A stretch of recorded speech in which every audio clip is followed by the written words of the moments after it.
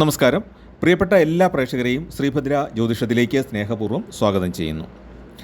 2026 ഏറ്റവും പ്രധാനപ്പെട്ട ഒരു ഗ്രഹമാറ്റമാണ് വ്യാഴത്തിൻ്റെ കർക്കടക രാശിയിലേക്കുള്ള രാശിമാറ്റം. അപ്പോൾ ഈ ട്രാൻസിറ്റ് അല്ലെങ്കിൽ ഈ രാശിമാറ്റം എന്ന് പറയുന്നത് ജൂൺ 2-ാം തീയതിയാണ് സംഭവിക്കുന്നത്. മിഥുന രാശിയിൽ കൂടെയാണ് വ്യാഴം ഇപ്പോൾ സഞ്ചരിക്കുന്നത്. കർക്കടകം എന്ന് പറയുന്നത് വ്യാഴത്തിൻ്റെ ഉച്ചരാശിയാണ്. ധനകാരകനും ദൈവാധീനത്തിൻ്റെ കാരകനും ഭാഗ്യകാരകനും സന്താനകാരകനും എല്ലാമാണ് വ്യാഴം. അതായത് ഏറ്റവും വലിയ ശുഭഗ്രഹമാണ് വ്യാഴം. ഈ വ്യാഴത്തിൻ്റെ മാറ്റം പുണർദം, പൂയം, ആയില്യം ഈ 3 നക്ഷത്രക്കാർക്ക് എങ്ങനെയാണ് ഫലങ്ങൾ നൽകുന്നത് എന്നുള്ളതാണ് നമ്മൾ ഇന്ന് പരിശോധിക്കുന്നത്. പുണർദം, പൂയം, ആയില്യം ഈ 3 നക്ഷത്രക്കാരുടെ ഫലമാണ് നോക്കുന്നത്. പുണർദം നക്ഷത്രത്തിൻ്റെ ആദ്യ 1/4 ഭാഗം മിഥുനക്കൂറിലും അവസാന പാദം കർക്കടകക്കൂറിലുമാണ് വരുന്നത്. ഈ മിഥുന കൂറുകാരെ സംബന്ധിച്ചിടത്തോളം അവരുടെ 2-ാം ഭാവത്തിലേക്കാണ് വ്യാഴം മാറുന്നത്. ഇപ്പോൾ മിഥുനക്കൂറുകാർക്ക് എന്താണ്? ജന്മവ്യാഴമാണ്. അതായത് പുണർദത്തിൻ്റെ ആദ്യ 1/4 ഭാഗത്ത് ജനിച്ചവർക്ക് ജന്മവ്യാഴമാണ്. ഈ ജന്മവ്യാഴം എന്ന് പറയുന്നത് ഒട്ടും ശോഭനമായ ഒരു കാലമല്ല. ഒരുപാട് തരത്തിലുള്ള ടെൻഷന്, മനസ്സിനൊരു സ്വസ്ഥതയില്ലായ്മ, ഉറക്കക്കുറവ്, മറ്റുള്ളവരുമായിട്ടുള്ള സംസാരത്തിൽ തെറ്റിദ്ധാരണ വരിക, ജോലിയിൽ പലവിധ ബുദ്ധിമുട്ടുകൾ, സഹപ്രവർത്തകരുടെ നിസ്സഹകരണം, കുടുംബത്തിൽ പലവിധത്തിലുള്ള അഭിപ്രായ വ്യത്യാസങ്ങൾ, ഇങ്ങനെ ഒരുപാട് തരത്തിൽ ബുദ്ധിമുട്ടിക്കുന്ന ഒരു സമയമാണ് ജന്മവ്യാഴത്തിൻ്റെ സമയം. അപ്പോൾ ജന്മവ്യാഴം മാറിയിട്ട് 2-ാം ഭാവത്തിലേക്ക് വ്യാഴം പോകുമ്പോൾ ഈ പുണർദം ആദ്യ 1/4 ഭാഗത്ത് അല്ലെങ്കിൽ മിഥുനക്കൂറിലെ പുണർദം നക്ഷത്രക്കാർക്ക് വളരെയേറെ ശോഭനമായ അനുഭവങ്ങളാണ് ഉണ്ടാകുന്നത്. 2-ാം ഭാവം ധനഭാവമാണ്, അതുപോലെ വാക്കിൻ്റെ ഭാവമാണ്, നമ്മുടെ കണ്ണിൻ്റെ ഭാവമാണ്, വിദ്യയുടെ ഭാവമാണ്. ഇതെല്ലാം ഉള്ളതുകൊണ്ട് തന്നെ വളരെ ശോഭനമായ ഒരു ഫലമാണ് പുണർദം ആദ്യ 1/4 ഭാഗത്തുള്ളവർക്ക് ഉണ്ടാകുന്നത്. ആ പുണർദത്തിൻ്റെ ആദ്യ 1/4 ഭാഗം സമയത്ത് ജനിച്ച ആളുകൾക്കുണ്ടാകുന്നത് പ്രധാനമായിട്ട് ധനയോഗമാണ്. പല സ്രോതസ്സുകളിൽ നിന്ന് ഒരേ സമയത്ത് ധനം ലഭിക്കാനുള്ള യോഗമുണ്ട്. കടബാധ്യതകൾ നല്ലൊരളവ് വരെ പരിഹരിക്കാനായിട്ട് സാധിക്കും. അപ്പോൾ പുണർദം നക്ഷത്രക്കാർ ഈ ധനം കയ്യിലേക്ക് വരുമ്പോൾ ആദ്യം ചെയ്യേണ്ട കാര്യം കടബാധ്യതകൾ തീർക്കുക എന്നുള്ളതാണ്. ഈ കടബാധ്യത എന്ന് പറയുന്നത് ഒരല്പം ഈവിൾ സെൻസ് ഉള്ള ഒരു സാധനമാണ്. അതായത് ദൈവാധീനം കുറയ്ക്കുന്ന ഒരു സംഭവമാണ് ഈ കടബാധ്യത എന്ന് പറയുന്നത്. പക്ഷേ കടമെടുക്കേണ്ടത് എല്ലാവർക്കും ഏതെങ്കിലുമൊക്കെ സന്ദർഭത്തിൽ ലോൺ എടുക്കേണ്ടി വരും. പക്ഷേ തിരിച്ചടയ്ക്കാൻ മാർഗ്ഗമില്ലാതെ വരുമ്പോഴാണ് നമ്മൾ ഈ വളഞ്ഞ വഴികൾ പലതും ചിന്തിച്ചു പോകുന്നത്. അത് പലരുമായിട്ട് ശത്രുതയുണ്ടാകും. പലരെയും നമ്മൾ ഏതെങ്കിലും രീതിയിൽ കബളിപ്പിക്കാനായിട്ട് ശ്രമിച്ചേക്കാം. അതായത് നമുക്ക് നിലനിൽപ്പില്ലാതെ വരുമ്പോഴത്തേക്കും നമ്മൾ പല വിധത്തിലുള്ള മോശമായ അവസ്ഥയിലേക്ക് പോലും പോകാൻ തയ്യാറാകും. അല്ലെങ്കിൽ കുടുംബത്തിൽ കിടന്ന് വഴക്കുണ്ടാക്കുക. അങ്ങനെ കടം വർദ്ധിക്കുമ്പോൾ നെഗറ്റീവായിട്ടുള്ള ഒരുപാട് സെൻസുകൾ, ഒരുപാട് വികാരങ്ങൾ നമ്മളിലേക്ക് ഉണ്ടാകും. അപ്പോൾ ആ കടബാധ്യത പരിഹരിക്കുക എന്നുള്ളതാണ് ഏറ്റവും പ്രധാനമായിട്ട് ഈ സമയത്ത് അവർ ചെയ്യേണ്ടത്. അതുപോലെ കുടുംബത്തിലെ കാര്യങ്ങൾ വളരെ സ്വസ്ഥതയിലേക്ക് കൊണ്ടുവരാനും ഏറ്റവും പറ്റിയൊരു സന്ദർഭമാണ്. ചെറിയ അഭിപ്രായ വ്യത്യാസങ്ങൾ ഇപ്പോൾ ഉണ്ടായിരുന്നത് നല്ല രീതിയിൽ പരിഹരിക്കാനായിട്ട് അവർക്ക് സാധിക്കും. മറ്റൊന്ന് എന്താണ്? വ്യാഴത്തിൻ്റെ ദൃഷ്ടി വരുന്നത് 6-ാം ഭാവത്തിലേക്ക് വരുന്നുണ്ട്. അപ്പോൾ അതുകൊണ്ട് തന്നെ പുണർദം ആദ്യ 1/4 ഭാഗത്ത് ജനിച്ച ആളുകൾക്ക് ശത്രുശല്യം നല്ല രീതിയിൽ കുറയും. ഈ ശത്രുദോഷം മൂലം ദാരിദ്ര്യം ഉണ്ടാകാം, ജോലിയിൽ തടസ്സം ഉണ്ടാകാം. അതെല്ലാം ഒന്ന് മാറിക്കിട്ടും വ്യാഴത്തിൻ്റെ ദൃഷ്ടി അവിടേക്ക് പതിയുമ്പോൾ. ഇപ്പോൾ അലട്ടിക്കൊണ്ടിരിക്കുന്ന പല രോഗങ്ങളും നല്ല ചികിത്സ കിട്ടാനും അതിലൂടെ നല്ല ആശ്വാസം ഉണ്ടാകാനും സാധ്യതയുണ്ട്. ഇങ്ങേറ്റം ക്യാൻസർ ചികിത്സയിൽ ഏർപ്പെട്ടിരിക്കുന്നവർക്ക് പോലും വളരെ ആശ്വാസം കിട്ടുന്ന ഒരു സമയമാണ് വ്യാഴം 2-ൽ സഞ്ചരിക്കുന്ന ഈ സമയം. അപ്പോൾ വ്യാഴം നിൽക്കുന്ന രാശി, ദൃഷ്ടി ചെയ്യുന്ന രാശി, അതുപോലെ തന്നെ വ്യാഴത്തിൻ്റെ ബന്ധുഗ്രഹങ്ങൾ എവിടെയൊക്കെ നിൽക്കുന്നു, ഇങ്ങനെയുള്ള കാര്യങ്ങൾ, വ്യാഴവും മറ്റ് ഗ്രഹങ്ങളുമായിട്ടുള്ള കോമ്പിനേഷൻസ്, ഇതെല്ലാം നോക്കുമ്പോൾ രോഗങ്ങൾക്ക് നല്ല ആശ്വാസം കിട്ടുന്ന ഒരു സമയമാണ്. അപ്പോൾ ചികിത്സകൾ നല്ല രീതിയിൽ ചെയ്യുക. നല്ല പ്രാഗൽഭ്യമുള്ള ഡോക്ടർമാരെ തന്നെ സമീപിച്ച് ചികിത്സ തേടാനായിട്ട് മടിക്കരുത്.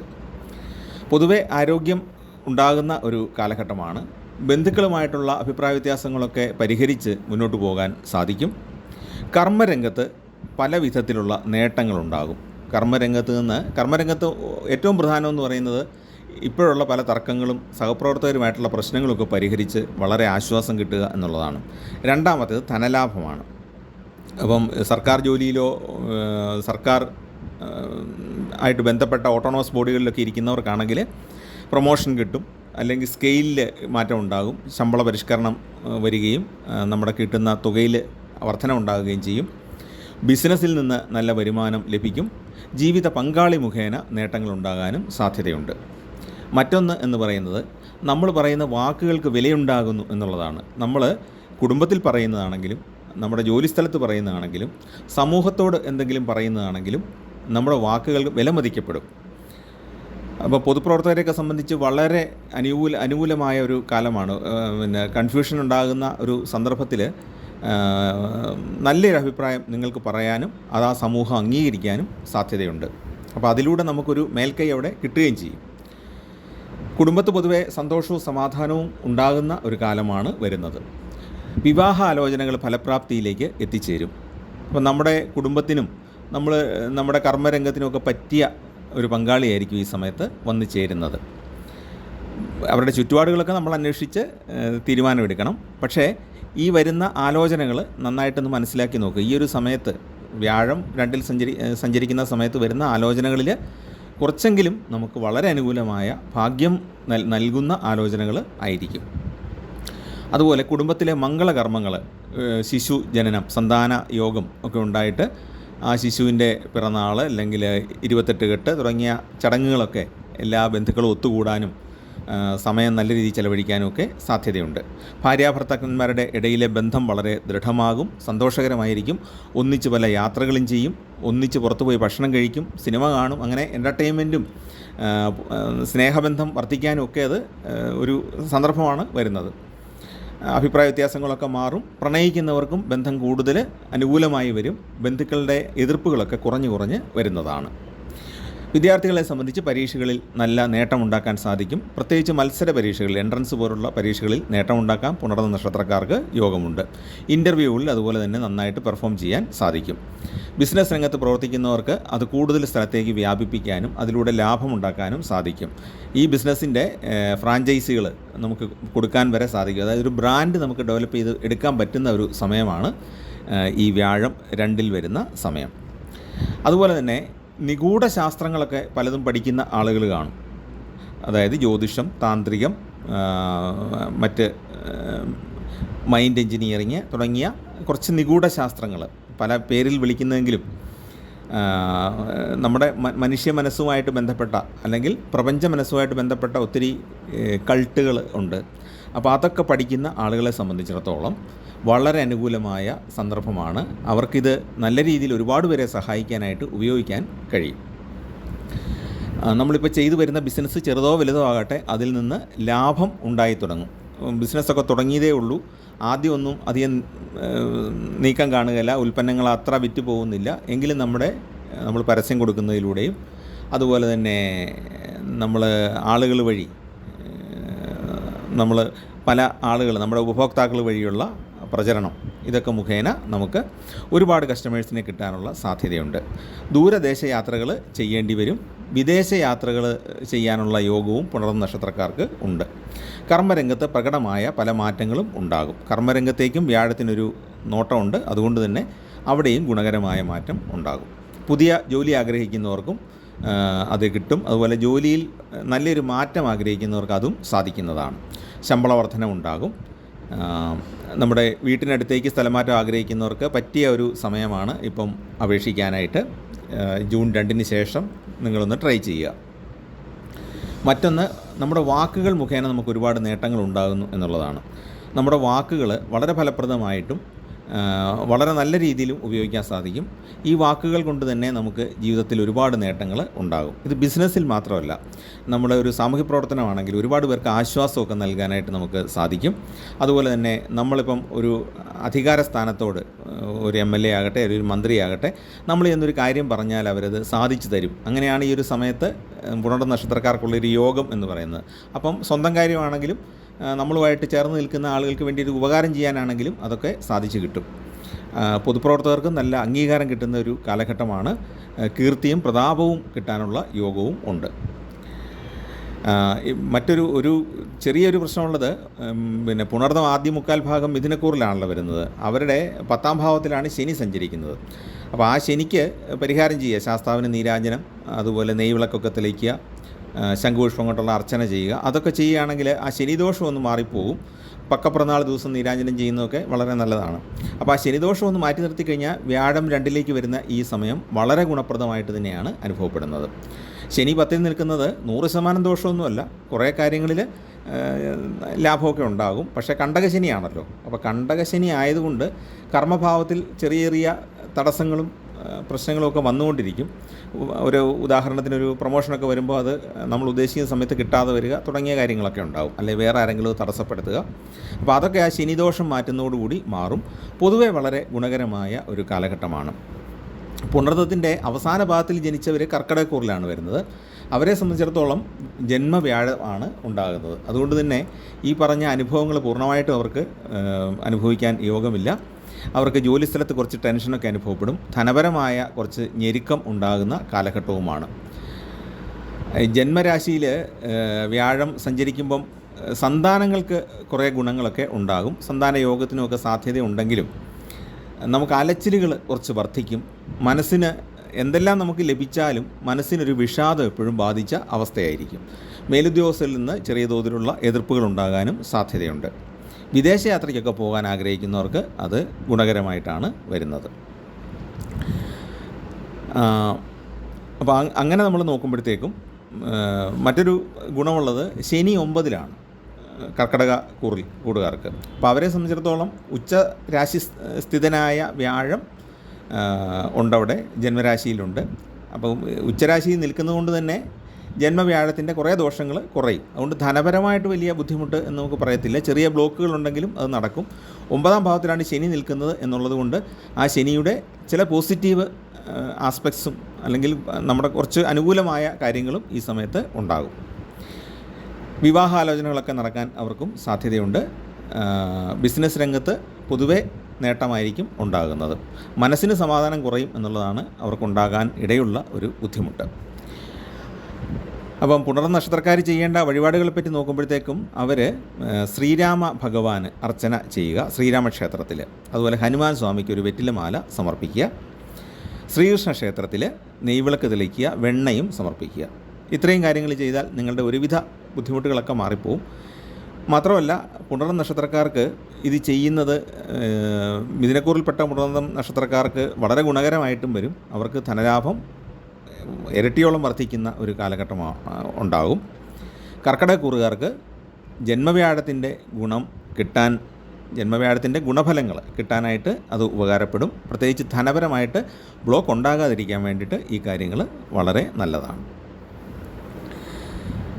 ഇനി പൂയ നക്ഷത്രക്കാരുടെ ഫലം നോക്കാം. പൂയ നക്ഷത്രക്കാർക്ക് പ്രധാനമായിട്ടും അവർക്ക് ജന്മവ്യാഴമാണ്. കർക്കിടകക്കൂറിൽ വരുന്ന നക്ഷത്രമായതുകൊണ്ട് വ്യാഴം ജന്മരാശിയിലേക്കാണ് വരുന്നത്.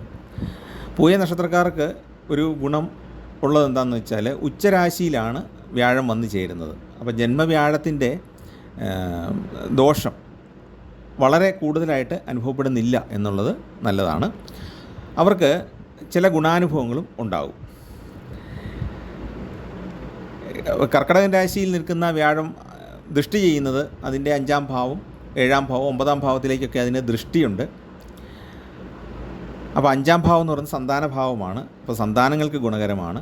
7ാം ഭാവം ദാമ്പത്യബന്ധത്തിൻ്റെ ഭാവമാണ്, അതിൽ ഗുണമുണ്ടാകും. 9ാം ഭാവം എന്ന് പറയുന്നത് ഭാഗ്യഭാവമാണ്, അതിലും ഗുണമുണ്ടാകും. അപ്പോൾ അവിടെ ശനി നിൽപ്പുണ്ട്. അപ്പോൾ ആ കണ്ടകശനിയുടെ ദോഷങ്ങൾ പരിഹരിക്കപ്പെടുകയും ചെയ്യും. കൂടാതെ ശനി 9ൽ വരുമ്പോഴുണ്ടാകുന്ന ചില ഗുണങ്ങളുണ്ട്, അത് സിദ്ധിക്കുകയും ചെയ്യും. ഭാഗ്യത്തെ തടസ്സപ്പെടുത്തുന്നു എന്ന് പറഞ്ഞാലും ശനി ചില ഗുണങ്ങൾ ആ സമയത്ത് നൽകുന്നുമുണ്ട്. അപ്പോൾ സന്താനങ്ങളെ സംബന്ധിച്ചിടത്തോളം വളരെ ഗുണമാണ് ഉണ്ടാകുന്നത്. സന്താന യോഗവും ഉണ്ടാകും. സൽസന്താന യോഗം തന്നെ ഉണ്ടാകാൻ ഇടയുണ്ട്. സന്താനങ്ങളുടെ വിവാഹം നടക്കുക, സന്താനങ്ങൾക്ക് ജോലി ലഭിക്കുക, അവർക്ക് ഉന്നത വിദ്യാഭ്യാസം ലഭിക്കുക, നല്ല കോഴ്സുകൾക്ക് പ്രവേശനം കിട്ടുക തുടങ്ങിയ പല വിധത്തിലുള്ള ഗുണം സന്താനങ്ങളെ സംബന്ധിച്ച് ഉണ്ടാകും. പക്ഷേ ഇവിടെ ദുഃഖത്തിൻ്റെ ഒരു അംശം ഉണ്ടല്ലോ. ജന്മക്കൂറിലാണല്ലോ വ്യാഴം സഞ്ചരിക്കുന്നത്.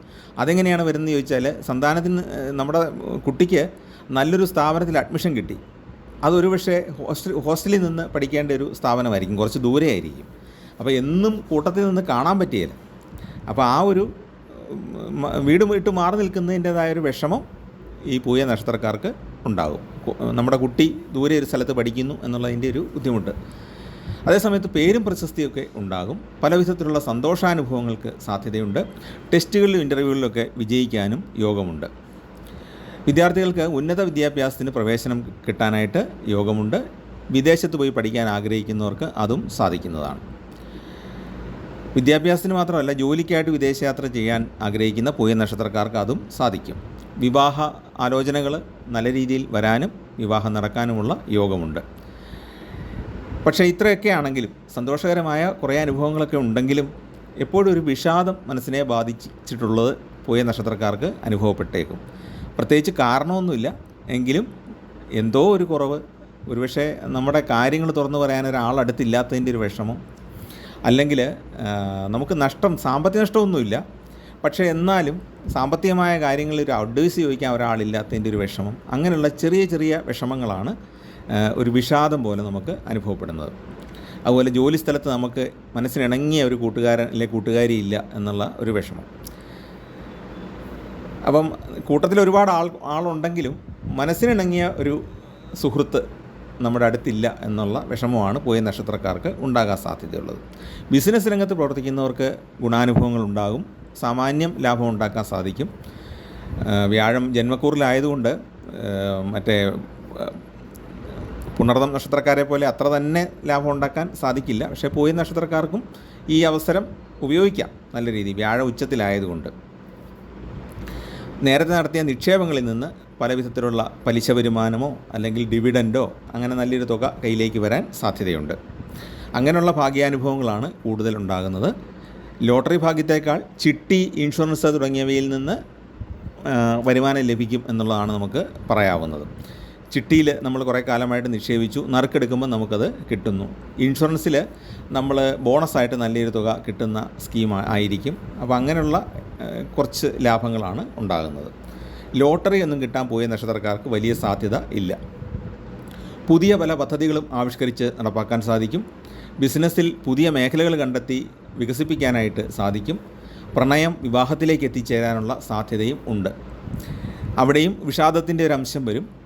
വീട്ടുകാരുടെ എതിർപ്പിനെ അവഗണിച്ച് വേണ്ടി വരും ഇത്തരം വിവാഹങ്ങൾ നടത്താനായിട്ട്. പക്ഷേ ഈ പ്രണയിക്കുന്നവർ തമ്മിൽ നല്ല ഒരു സ്നേഹബന്ധമായിരിക്കും ഉണ്ടാകുന്നത്. കടബാധ്യതകൾ കുറച്ചൊക്കെ വീട്ടാനായിട്ട് സാധിക്കുന്നതാണ്. കടം വാങ്ങിയ തുക തിരികെ ചോദിക്കുന്ന സന്ദർഭങ്ങളും ഉണ്ടാകും. ശത്രുശല്യം നേരിയ തോതിലെങ്കിലും അനുഭവിക്കേണ്ടി വരും. പക്ഷേ രോഗാവസ്ഥകൾക്ക് ഒരാശ്വാസം കിട്ടുന്നതുമാണ്. പിന്നെ രോഗം ബാധിച്ച് വളരെ കിടപ്പായിരുന്ന ചില ആൾക്കാർക്ക് പെട്ടെന്നൊരു രോഗമുക്തി ഉണ്ടാകാനുള്ളൊരു സാധ്യതയും കാണുന്നുണ്ട്. വീണ്ടും ഒരു നോർമൽ ലൈഫിലേക്ക് വരാനുള്ള സാധ്യതയുണ്ട്. കേസുകളെ, കോടതി വ്യവഹാരങ്ങളൊക്കെ ഒത്തുതീർപ്പിലെത്തും, അല്ലെങ്കിൽ നമുക്ക് അനുകൂലമായ ഒരു വിധി വരാനായിട്ട് സാധ്യതയുണ്ട്. അപ്പോൾ അതിനെപ്പറ്റി ഓർത്ത് കുറച്ച് ടെൻഷനൊക്കെ ഇവർക്കുണ്ടാകും. എങ്കിലും വലിയ ബുദ്ധിമുട്ടില്ലാതെ കാര്യങ്ങൾ കടന്നു പോകും. അപ്പോൾ പ്രധാനമായിട്ടും പൂയ നക്ഷത്രക്കാർ ശനിദേവൻ്റെ വഴിപാടുകൾ ചെയ്യുന്നത് നല്ലതാണ്. ഭാഗ്യവർദ്ധനവിന് വേണ്ടിയിട്ട് ശാസ്താവിന് നീരാജനം, ശാസ്താവിന് നെയ്വിളക്ക് തുടങ്ങിയ കാര്യങ്ങളൊക്കെ ചെയ്യുക. മഹാദേവന് കൂവളമാല സമർപ്പിക്കുക.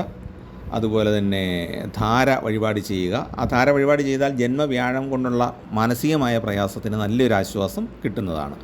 പിന്നെ ബന്ധുക്കളിൽ നിന്നുള്ള സഹകരണങ്ങളൊക്കെ കിട്ടാൻ വേണ്ടി വിഷ്ണു ഭഗവാന് തുളസിമാല സമർപ്പിക്കുന്നത് നല്ലതാണ്. അപ്പം കുടുംബത്തിലൊരു നല്ല സ്വസ്ഥതയുണ്ടാകും. അകന്നു നിന്ന ബന്ധുക്കളൊക്കെ അടുത്തു വരും. ചെറിയൊരു പിണക്കമൊക്കെ നേരത്തെ ഉണ്ടായിരുന്നെങ്കിൽ അതൊക്കെ പരിഹരിച്ച് മംഗളകർമ്മങ്ങളിലും മക്കളുടെ വിവാഹ കാര്യങ്ങളിലുമൊക്കെ ബന്ധുക്കളുമായിട്ട് ചേർന്ന് മുന്നോട്ട് പോകാനായിട്ട് സാധിക്കും. അതൊരു വലിയ സന്തോഷമുള്ള കാര്യമാണല്ലോ.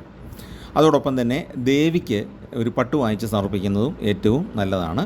നന്നായിട്ട് പ്രാർത്ഥിച്ച്, കുടുംബദേവതയായിട്ട് ദേവിയാണെങ്കിൽ അങ്ങനെ ചെയ്യുക. ഇല്ലെങ്കിൽ നിങ്ങളുടെ ഗ്രാമത്തിലുള്ള അല്ലെങ്കിൽ നിങ്ങളുടെ വീട്ടിനടുത്തുള്ള ദേവീക്ഷേത്രത്തിൽ പോയിട്ട് വെള്ളിയാഴ്ച ദിവസം ഒരു പട്ട് സമർപ്പിച്ച് പ്രാർത്ഥിക്കുക. അതാണ് പൂയ നക്ഷത്രക്കാർക്ക് നമുക്ക് ചെയ്യാവുന്ന വഴിപാടുകൾ.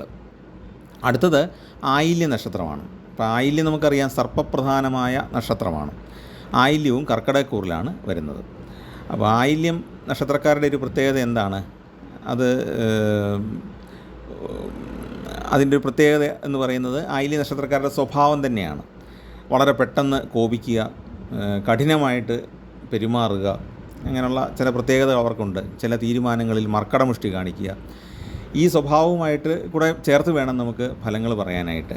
അപ്പോൾ എന്താണെങ്കിലും ഇവരുടെ ഈ കടുംപിടുത്തം കൊണ്ടുള്ള ചില മാനസിക ബുദ്ധിമുട്ടുകളും പ്രയാസങ്ങളും ഈ ജന്മവ്യാഴം വരുന്ന സമയത്ത് ഉണ്ടാകും. ബാക്കി കാര്യങ്ങളിലൊക്കെ, അതായത് ധനപരമായ കാര്യത്തിൽ ഗുണമാണ്. കാരണം വ്യാഴ ഉച്ചത്തിൽ ജന്മരാശിയിലേക്ക് ഉള്ളതുകൊണ്ട് വലിയ തോതിലുള്ള ധനനഷ്ടമൊന്നും ഉണ്ടാവുകയില്ല. മാത്രമല്ല പല വഴിക്ക് ധനലാഭം ഉണ്ടാവുകയും ചെയ്യും. കടബാധ്യതകൾ തീർക്കാൻ സാധിക്കും, ബിസിനസ്സിൽ കൂടെ പണം ഉണ്ടാക്കാൻ സാധിക്കും, ട്യൂഷൻ, അധ്യാപനം തുടങ്ങിയ കാര്യങ്ങളിൽ കൂടെയൊക്കെ പണം ഉണ്ടാക്കാൻ സാധിക്കും, കേസുകൾ ഒത്തുതീർപ്പാക്കാൻ സാധിക്കും, വാഹനങ്ങൾ സ്വന്തമാക്കാനായിട്ടുള്ള യോഗമുണ്ട്. വീട് പുതുക്കിപ്പണി ചെയ്യുന്നത് കുറച്ച് കാലം നീണ്ടുപോയാലും അത് ഈ വർഷം തന്നെ സാധിച്ച് പൂർത്തിയാക്കാനായിട്ട് സാധിക്കും. സന്താന യോഗം, അതുപോലെ സന്താനങ്ങളുടെ വിവാഹം, ജോലി തുടങ്ങിയ സന്തോഷകരമായ കാര്യങ്ങളൊക്കെ ഈ വർഷം നടക്കാനുള്ള സാധ്യതയുണ്ട്. വിദേശത്ത് പോകാനും വിദേശത്ത് പഠിക്കാനുമൊക്കെയുള്ള യോഗവും ആയില്യം നക്ഷത്രക്കാർക്ക് ഉണ്ട്. പിന്നെ ചെറിയ തോതിലുള്ള ഭാഗ്യാനുഭവങ്ങൾക്കും ഇടയ്ക്കിടെ സാധ്യതയുണ്ട്. ഇവർക്കൊരു പ്രശ്നമുള്ളത്, ഈ രാഹു അഷ്ടമത്തിലാണല്ലോ വരുന്നത്, അപ്പോൾ അതിൻ്റെ ചെറിയൊരു പ്രശ്നം ഉണ്ടായേക്കാം. അതിന് നമുക്കൊരു പരിഹാരം ചെയ്യേണ്ടതുണ്ട്. അതുപോലെ തന്നെ ഭാഗ്യഭാവത്തിൽ നിൽക്കുന്ന ശനി ഭാഗ്യാനുഭവങ്ങൾ നൽകാനും ദോഷാനുഭവങ്ങൾ മാറ്റാനുമായിട്ട് ശനിക്കും വഴിപാടുകൾ ചെയ്യുന്നത് നല്ലതാണ്. അപ്പോൾ സന്താന യോഗം വളരെ കാലമായിട്ട് ബുദ്ധിമുട്ട് അനുഭവിക്കുന്നവർക്ക് ഈ സമയത്ത് സന്താന യോഗം ഉണ്ട്. സന്താന ഭാഗ്യം ഉണ്ടാകാതെ മുന്നോട്ട് പോയിട്ട് ഇപ്പോൾ സന്താനം ഉണ്ടാകാനുള്ള യോഗം ഉണ്ട്. ശത്രുശല്യങ്ങളൊക്കെ നന്നായിട്ട് കുറയുന്നതാണ്. പൊതുവെ വ്യക്തിത്വം നല്ല രീതിയിൽ വർദ്ധിക്കുന്ന കാലഘട്ടമാണ്. സമൂഹത്തിൽ നമുക്ക് നമ്മുടെ ആശയങ്ങൾ അവതരിപ്പിക്കാൻ സാധിക്കും. അത് ഒരു സമൂഹത്തിൽ നമ്മൾ പ്രസംഗിക്കുകയാണെങ്കിലും അതുപോലെ രാഷ്ട്രീയ രംഗത്ത് നമ്മൾ പ്രവർത്തിക്കുകയാണെങ്കിലും നമ്മുടെ അഭിപ്രായങ്ങൾ നമുക്ക് പ്രകടിപ്പിക്കാനും അതിലേക്ക് ഒരുപാട് ആൾക്കാരെ കൊണ്ടുവരാനും നമുക്ക് സാധിക്കും. അതുപോലെ തന്നെ സോഷ്യൽ മീഡിയയിലൊക്കെ എഴുതുകയും ഒക്കെ ചെയ്യുന്നവർ, സാഹിത്യ രംഗത്ത് പ്രവർത്തിക്കുന്നവർ, സാമൂഹ്യ വിമർശകർ, അതുപോലെ നിയമങ്ങൾ ഉണ്ടാക്കുന്നവർ, അവർക്കൊക്കെ ഒരുപാട് കാര്യങ്ങൾ ഈ സമയത്ത് ഗുണകരമായിട്ട് ചെയ്യാൻ സാധിക്കും. സമൂഹത്തിൻ്റെ കണ്ണ് തുറപ്പിക്കുന്ന രീതിയിലുള്ള ഒരുപാട് കാര്യങ്ങൾ ചെയ്യാൻ സാധിക്കും. അഡ്വക്കേറ്റുമാർ, അവർക്കൊക്കെ ഇത് സാധിക്കുന്ന ഒരു കാര്യമാണ്. അപ്പോൾ ജന്മവ്യാഴമാണെങ്കിലും ഒരുപാട് സമൂഹത്തിന് ഗുണം ചെയ്യാൻ കഴിയുന്ന ഒരു കാലഘട്ടമാണ് ആയില്യം നക്ഷത്രക്കാരെ സംബന്ധിച്ച്. പിന്നെ നമ്മളെ സഹായിക്കാൻ വേണ്ടി പല സമയത്തും ഓരോ ആളുകൾ വന്നു ചേരുന്നത് നിങ്ങൾക്ക് നേരിട്ട് അനുഭവിക്കാനായിട്ട് സാധിക്കും. അച്ഛൻ്റെയോ അല്ലെങ്കിൽ അച്ഛൻ്റെ കുടുംബത്തിൽ നിന്നോ പല വിധത്തിലുള്ള ആനുകൂല്യങ്ങൾ കിട്ടും. പിതൃസ്വത്ത് നിയമാനുസൃതം കയ്യിലേക്ക് വരാൻ സാധ്യതയുണ്ട്. അതുപോലെ അമ്മയ്ക്കും ഗുണകരമായ കാര്യമാണ്. അമ്മയ്ക്ക് ആരോഗ്യപരമായിട്ടുള്ള പ്രശ്നങ്ങളൊക്കെ പരിഹരിച്ച് സന്തോഷകരമായിട്ട് തന്നെ മുന്നോട്ട് പോകാൻ സാധിക്കും. പിന്നെ കൃഷിയിൽ നിന്ന് സാമാന്യം ആദായം ലഭിക്കാനുള്ള യോഗമുണ്ട്. പിന്നെ ഒരു ജലാശയം, കിണറോ അങ്ങനെയുള്ള എന്തെങ്കിലും ഒരു ജലാശയം നമ്മൾ നിർമ്മിക്കാനായിട്ട് സാധ്യതയുണ്ട്. ഈ ജലാശയം നിർമ്മിക്കുന്നതിൻ്റെ ഒരു പുണ്യം എന്താണ്? ജലം എന്ന് പറയുന്ന അമൃതമാണ്. അത് നമ്മൾ വരും തലമുറയിലേക്കാണ് നമ്മളത് കൈമാറുന്നത്. അപ്പോൾ അങ്ങനെയുള്ള ഒരുപാട് പുണ്യപ്രവൃത്തിയാണ് ഒരു ജലാശയം ഉണ്ടാക്കുക എന്നുള്ളത്. അപ്പോൾ അതൊക്കെ ചെയ്യാൻ സാധിക്കുന്ന കാലഘട്ടമാണ്. നമുക്ക് കുറേ പുണ്യപ്രവൃത്തികൾ ഈ ഒരു വർഷം ചെയ്യാൻ സാധിക്കും ആയില്യം നക്ഷത്രക്കാർക്ക്.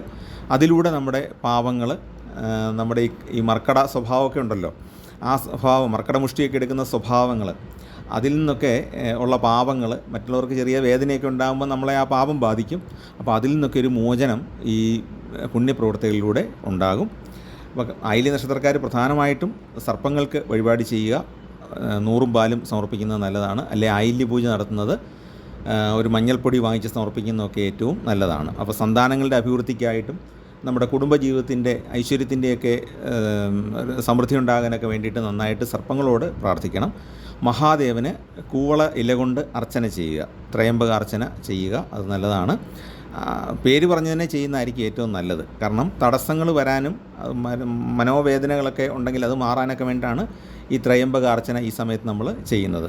പിന്നെ വിഷ്ണു ഭഗവാന് തുളസിമാല സമർപ്പിക്കുകയും നെയ്വിളക്ക് സമർപ്പിക്കുകയും ചെയ്യുക. ഒരു പാൽപ്പായസം കൂടെ സമർപ്പിച്ചാൽ അത് ഏറ്റവും നല്ലതാണ്. ശനിക്ക് നേരത്തെ പറഞ്ഞ പോലെ നീരാഞ്ജനമോ നെയ്വിളക്കോ എന്തെങ്കിലും ഒരു വഴിപാട് സമർപ്പിക്കുക. അപ്പോൾ ഈ സർപ്പത്തിന് ശിവന്, വിഷ്ണു ഭഗവാന്, ശാസ്താവിന് ഇത് ചെയ്യുക. പിന്നെ കുടുംബദേവതയ്ക്ക് നിങ്ങൾ പട്ടും നാണയവും സമർപ്പിച്ച് പ്രാർത്ഥിക്കുന്നത് കുടുംബത്തിൻ്റെ ഐശ്വര്യത്തിനും പൊതുവെ കുടുംബത്തിൽ എല്ലാ കാര്യത്തിലും ഒരു സന്തോഷവും ബന്ധുക്കൾ തമ്മിലൊരു അടുപ്പമൊക്കെ ഉണ്ടാകാനായിട്ട് അത് വളരെ ഗുണകരമാണ്. അപ്പോൾ ഈ ഒരു വർഷം ഇത്തരം വഴിപാടുകൾ നിങ്ങളുടെ സമയമനുസരിച്ച് ചെയ്യുക. ഇത്രയാണ് നമുക്ക് പുണർതം പൂയം ആയില്യം നക്ഷത്രക്കാരുടെ സാമാന്യ ഫലം, വ്യാഴമാറ്റം കൊണ്ടുള്ള സാമാന്യ ഫലം. ചാനൽ ഇഷ്ടപ്പെട്ടെങ്കിൽ ഒന്ന് സബ്സ്ക്രൈബ് ചെയ്യുകയും നിങ്ങളുടെ ബന്ധുക്കൾക്കും പരിചയക്കാർക്കൊക്കെ ഒന്ന് ഷെയർ ചെയ്ത് കൊടുത്തും സഹായിക്കുക. എല്ലാവർക്കും നന്മയുണ്ടാകട്ടെ, എല്ലാവർക്കും ഐശ്വര്യമുണ്ടാകട്ടെ, നിങ്ങളുടെ കുടുംബത്തിൽ സന്തോഷവും സമാധാനവും നിലനിൽക്കട്ടെ എന്ന് പ്രാർത്ഥിക്കുന്നു. നമസ്കാരം.